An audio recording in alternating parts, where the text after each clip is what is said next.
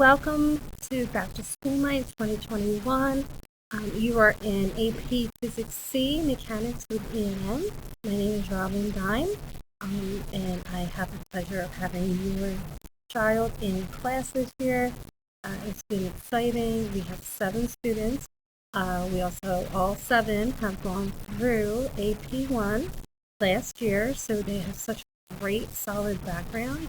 And it allows us to really dive deep into physics content. So I can tell you a little bit about myself. I've been teaching a variety of high school science courses since 1998. My degree is from Widener University and I have a BS in physics and physics education. So I also am a member of the Rowan Area Physics Teachers and the New Jersey section of the American Association of Physics Teachers.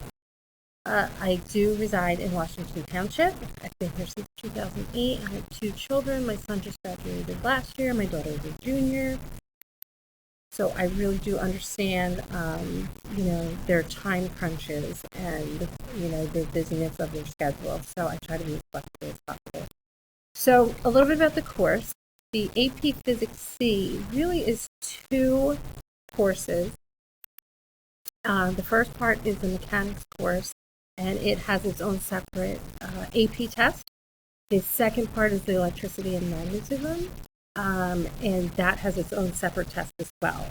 So it's intended for the students who've already taken physics. So again, we don't have a mix. The past couple of years I have had a mix, and it makes it a little bit more challenging. This year, they all have a really great background. So it's going to be a really great year. I'm really excited. It is also eligible for dual credit through Camden County College, and they would get credit for 1 semester, and they call it their Physics 3 because it is calculus-based. Now, they have the option of taking both exams.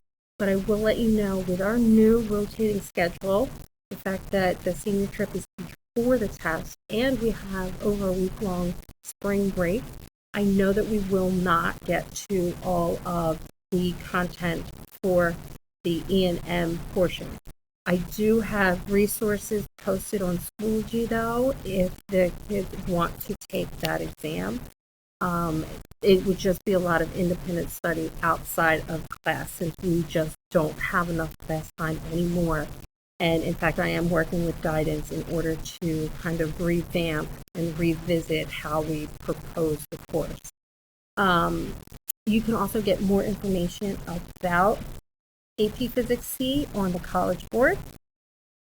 And the book is online.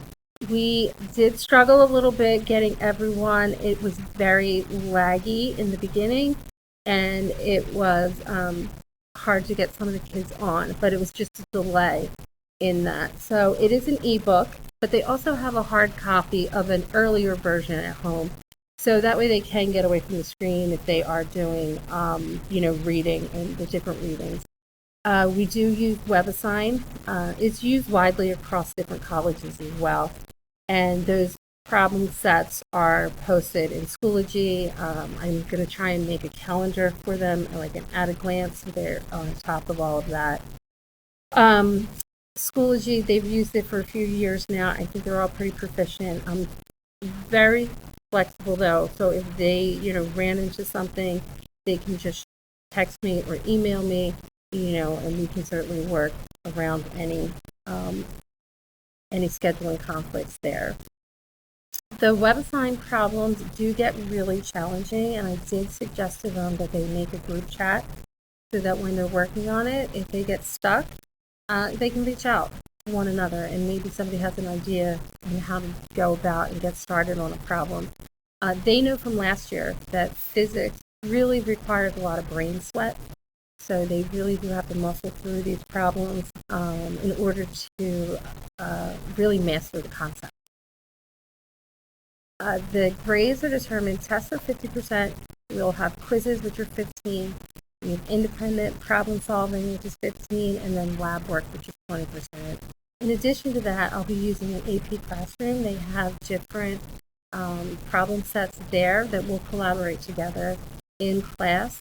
and it helps to get them ready for the exam style questions that they have. Those will just be done on a completion basis, and they will not be graded as, as problems there. So it takes a little bit of the pressure off, and they kind of feel a little bit more at ease to communicate with one another.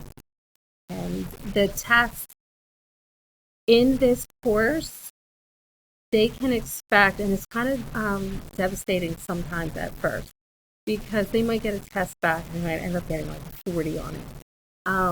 And that's only because the nature of the problems are just much deeper and more difficult. But they will always have the opportunity to do corrections to raise their grade.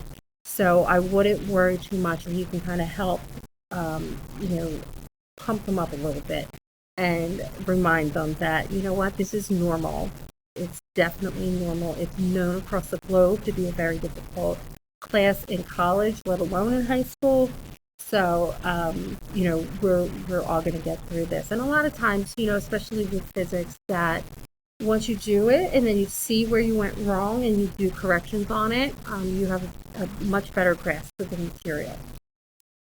Extra help. I do have office hours on the 4th day of this rotating schedule, the second half of the unit lunch. That might sound like Greek to you, but the kids know what I'm talking about. But also, I'm available after school, and I'm available, through Remind 101 and or email. So really, I'm really only a text away.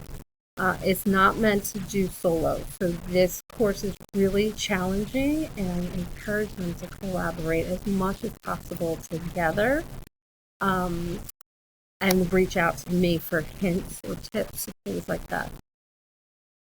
As I tell them, like, we all leave our ego outside of the door, and we come in and we just work together. So hopefully that's going to help. My email is just rdime@wtps.org. And if you email me a question or concern, but you prefer to talk on the phone, just let me know. We can set up a time.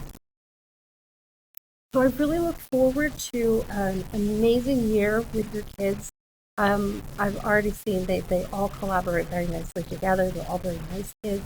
So I just really look forward to it. If you have any questions, don't hesitate to reach out. And we'll talk to you later. Thank you so much.